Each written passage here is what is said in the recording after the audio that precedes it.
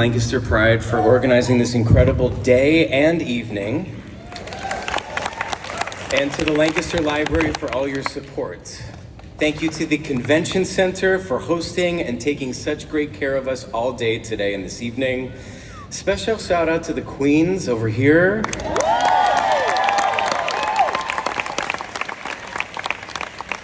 Special shout out and thank you to Miss Amy.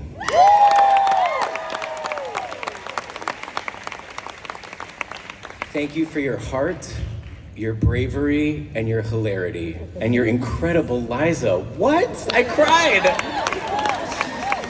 And thank you everybody here in this room tonight for coming out and supporting this amazing event. It means so much to me to be here tonight standing in front of you as an out and proud gay man, born and raised right here in Lancaster County, Pennsylvania.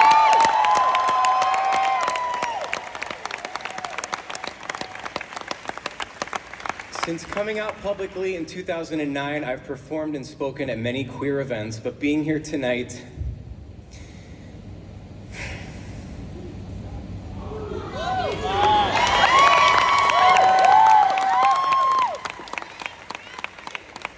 means far more to me than any of them.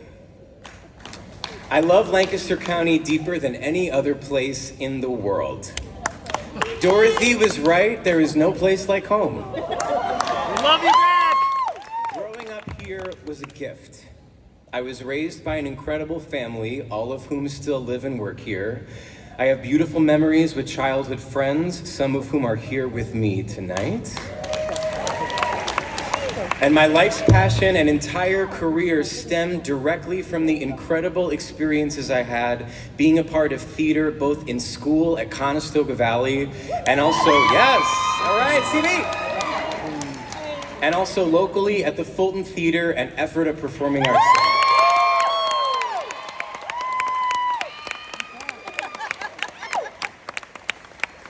Amidst all of that love and support I had growing up here, I can't point to the exact moment where I was taught that being gay was wrong.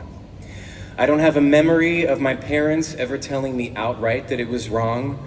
No one ever sat me down or stepped in front of a classroom at school when I was a kid and told me that it was wrong. Mostly I learned that being gay was wrong in a subliminal way. Intentional and unintentional homophobia was a big part of the culture in the 80s and 90s, both nationally and locally right here in PA. When I was a kid playing pretend in the living room, news of the national AIDS crisis was playing in the background on TV. Ideas were subconsciously placed in my head that being gay and the fear of death went hand in hand. My family and I went to church every Sunday, and I have vague memories of hearing that being gay was something to be prayed away. As a kid, the stuff I was hearing on the news about AIDS and the things I was being told in church didn't scare me as much as the fact that being gay would simply make me stick out as weird and different amongst my friends. As a 12-year-old in middle school, being sick from AIDS or God sending me to hell didn't feel like as much of a death sentence as sitting alone at lunch. I felt that I was gay for as long as I could remember, but by the time I hit puberty, I knew it for sure, and I was desperate to figure out ways to make it go away. I tried mental brain tricks that would switch over my attraction from men to women. For example, I would look at a man and find myself being attracted, and so when that feeling would rise, I would then close my eyes and start thinking of women as an attempt to rewire and reprogram myself. It didn't work. In middle school, I had a bunch of great female friends, and I would try to convince myself that if I could be close to a girl as a friend, surely at some point the physical connection would follow. It never did. The story that most illuminates my headspace at the time takes place when I was around 13 years old, and my family and I were at the Jersey Shore during summer vacation. Yeah, Jersey Shore! We went to Cape May for a day trip. We had just eaten lunch, and we were casually strolling the streets of Cape May when I spotted a bookstore. As a kid, I loved going into bookstores and looking at books for hours. My family said that I could go in and they would wait for me across the street. I ran up to the bookstore, and as I put my hand on the doorknob, I noticed that there was a rainbow flag sticker stuck right above where my hand was. I ripped my hand off the doorknob and rubbed it on my shirt and ran back across the street to meet my family. I told them I changed my mind. I didn't want to go in that store anymore. External messaging had worked on me. I somehow correctly knew that the rainbow flag meant gay pride, and subliminal homophobia had also worked its way into my little brain, thinking I could catch gayness from touching a doorknob. In retrospect, I'm surprised I didn't seek out straight establishments and start grabbing their doorknobs to try and turn myself straight. As much as my self-denial and self-hatred was a product of the world and the community I was living in, when I was 14, I became exposed to a side of our local community that started to shift everything for me. It was the fall of 1999. All right, 99. And through my growing passion for theater and the encouragement of my middle school drama teacher, Sue Fisher, who is here tonight,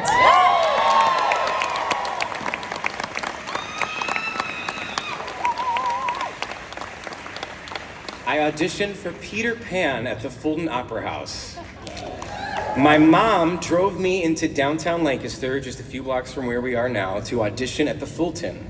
I had never auditioned for anything outside of school at this point, and as my mom and I rode the elevator to the 4th floor of the building where the auditions took place, I got so nervous my lips turned blue.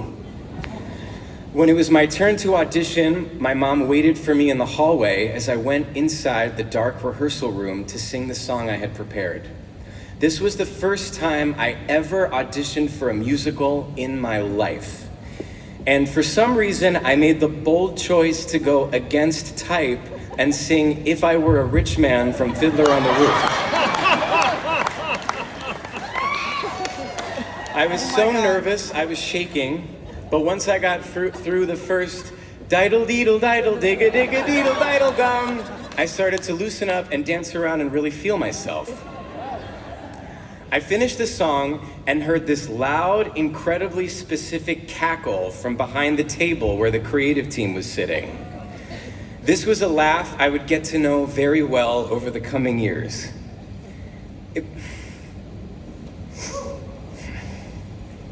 It belonged to one of the first important mentors of my life, the director of that production of Peter Pan, Ed Fernandez.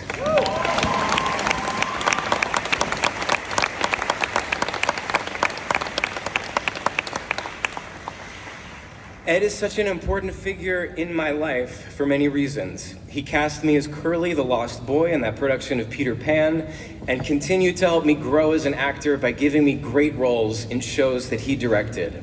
He also expanded my theater knowledge with his brilliant programming as the artistic director of EPAC. Yeah.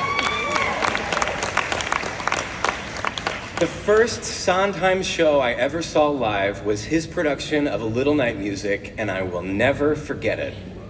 But in addition to being a brilliant artist, Ed was the first out gay man I ever had a personal and professional relationship with.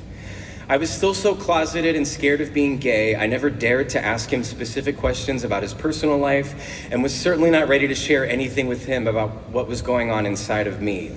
We never had any talks or heart-to-hearts about being gay. He was simply out of the closet and living his life. Working on shows together, we got to be pals, and I related to him just like all of the other male teachers I'd known in my life, but with the specific distinction of him being out.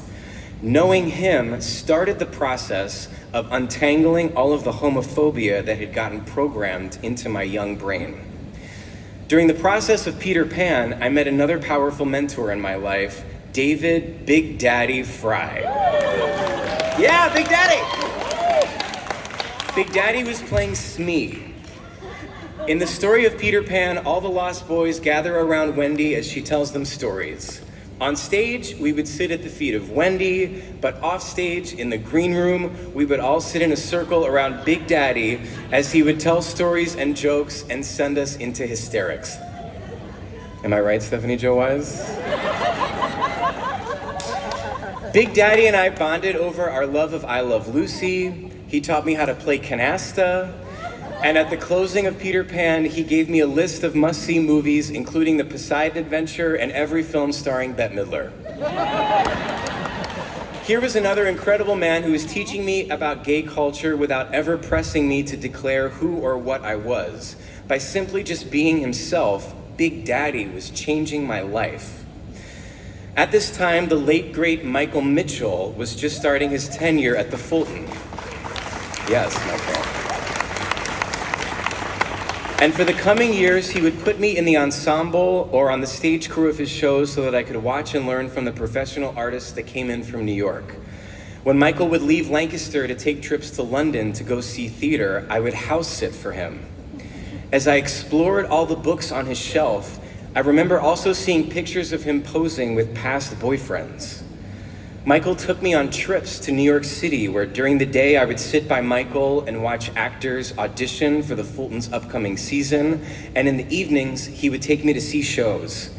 We never talked about being gay, but he had a kind and gentle way of showing me realities outside of the one I lived in during high school. He took me to see an off-Broadway musical called Xanadu. Yeah, all right! That was about an alternate world where everyone was gay and the straight people were the ones being bullied. On these trips to New York, Michael and I would stay in the same hotel room in separate beds, and he would change his clothes in the bathroom. I realize now to not make me feel uncomfortable. When the surge of Me Too happened in 2018, I realized in retrospect how special and wonderful it was to have a true mentor who selflessly and genuinely cared about my growth and development when I was at such a vulnerable age. I am forever grateful to Michael.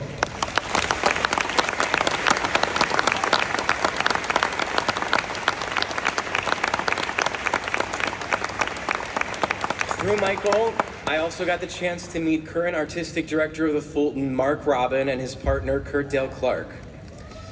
These two also took me under their wing. In addition to learning about all the ways they created theater, I was meeting for the first time an actual committed gay couple that lived together.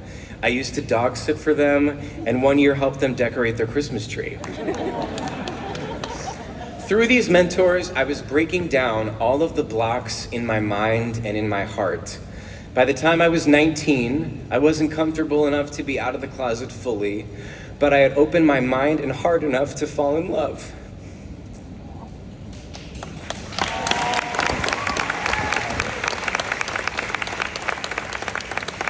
While working on a production of Bat Boy at EPAC, I met Cody Smith. Cody Smith became my first boyfriend. We were together for 3.5 years and have stayed friends ever since, and he is with me here tonight.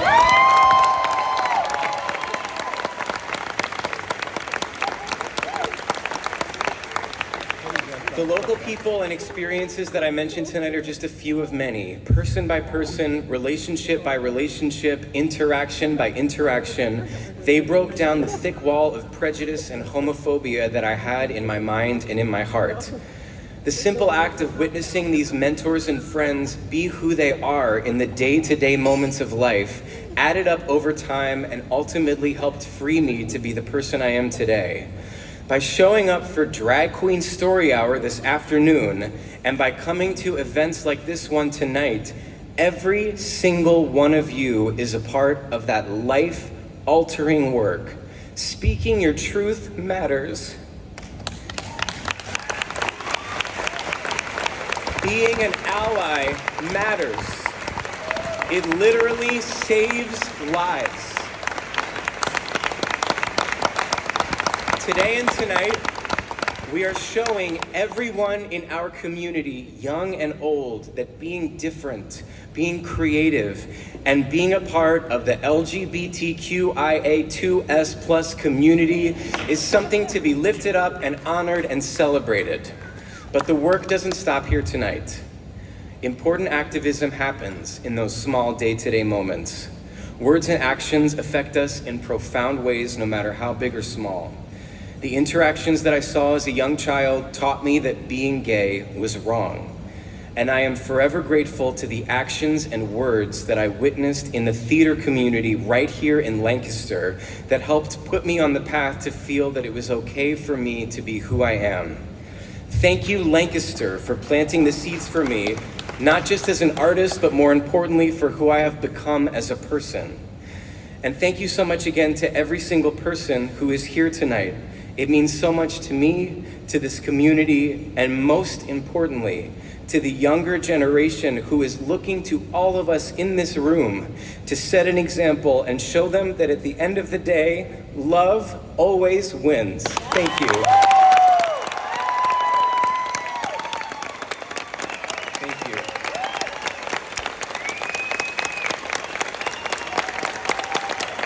Thank you so much. I'd now like to invite Miss Amy to the stage. Will you come and join me? Get up here, Miss Amy. Woo! Miss Amy and I've watched videos of her back in March. We talked on the phone this week. Today was the first day we met. Yeah. And I feel like we're soulmates. I mean, if you want to be my new bestie, that's... I do!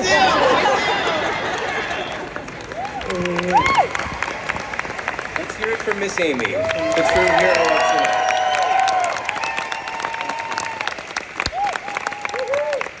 Sing a song? Should we sing a little song? Let's do it. Get your guitar. This is a sing-along. If you guys know the words to the song, this was the song that Miss Amy chose to close out her story hour this afternoon. And I asked her if she would sing it tonight, and maybe we could all join in together. I should still be in tune. Okay.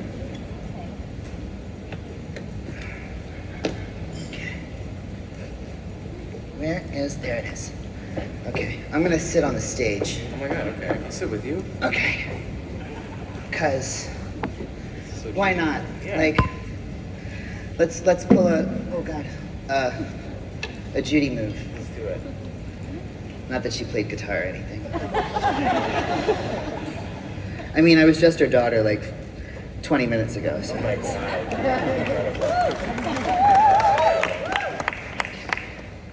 I think I'm in here. There I am. Okay. You ready? Yeah. Just make sure I'm still in tune here. You have to sing with me because I don't have the words. So we'll sing together. Yeah. Yeah. You can, here. There it is again. Into your, yeah, this is right in the nape of your neck.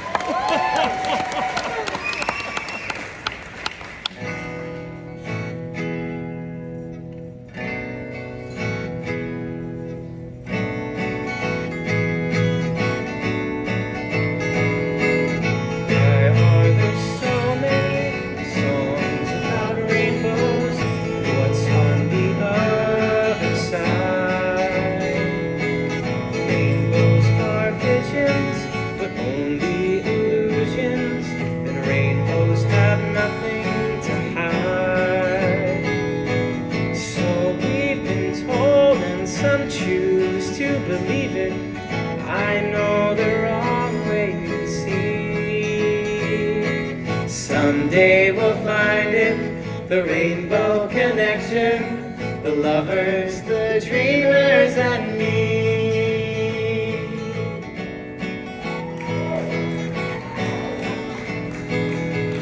Who said that every wish would be heard and answered when wished on a morning star? Somebody thought of that and someone believed it. Look what it's done so far. What's so amazing that keeps us stargazing? And what do we think we might see?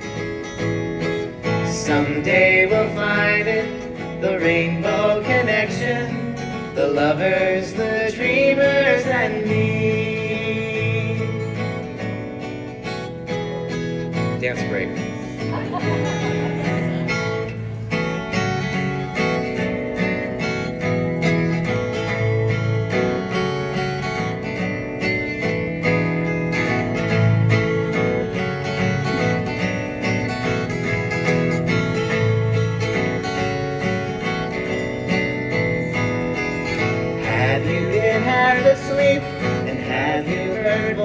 voices, I've heard them calling my name.